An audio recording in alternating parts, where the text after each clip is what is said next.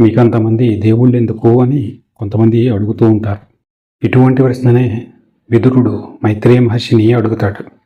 భగవానుడు అన్ని అవతారాలను ఎందుకు ఎత్తవలసి వచ్చింది, కర్మ నామ రూప భేదాలను ఎలా నిర్దేశించాడు వివరంగా చెప్పవలసింది అని అడిగితే దానికి మైత్రేయ మహర్షి పరమేశ్వర తత్వము, విష్ణువు యొక్క మహత్తు బోధిస్తూ పరతత్వము అనేది ఒకటి ఉంది. పరమేశ్వరుడు ఉన్నాడు, ఆయనకు విష్ణువు అని పేరు. సర్వము, సర్వదేవతలు, సమస్త లోకాలు ఆయనలోనే ఉన్నవి. కర్మలు, కర్మఫలాలు ఆ విష్ణువనే పరతత్వంలోనే ఉన్నవి అని విదురుడికి బోధించాడు. ఈ బోధ విదుర మైత్రేయ సంవాదం అని పురాణాలలో ఉంది. ఈ బోధను సాక్షాత్తు శ్రీకృష్ణ పరమాత్మనే మైత్రేయ మహర్షికి బోధించి తన భక్తుడైన విదురుడు అడిగినప్పుడు అతనికి బోధించమని ఆజ్ఞాపించాడు. హిందువులకు అంతమంది దేవుళ్ళెందుకు అనేవారికి ఉదాహరణతో చెప్పాలి అంటే, ఒక ఆర్ఎంపీ డాక్టర్ ఉన్నాడు అనుకోండి.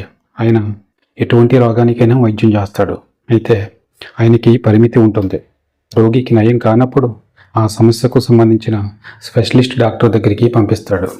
ఎక్కడ రోగికి నయం కాకపోతే ప్రత్యేకమైన సదుపాయాలు, అనుభవజ్ఞులైన డాక్టర్లు ఉన్న హాస్పిటల్కు పంపిస్తారు. అప్పుడు ఆ రోగికి నయమయ్యే అవకాశాలు చాలా ఎక్కువగా ఉంటాయి.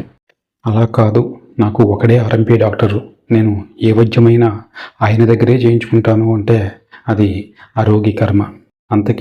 అంతమంది వైద్యులు ఉన్నారు కదా, వారందరికీ ఆరాధ్యుడు ఎవరయ్యా అంటే ధన్వంతరి. ఆయన కూడా విష్ణు యొక్క అవతారమే.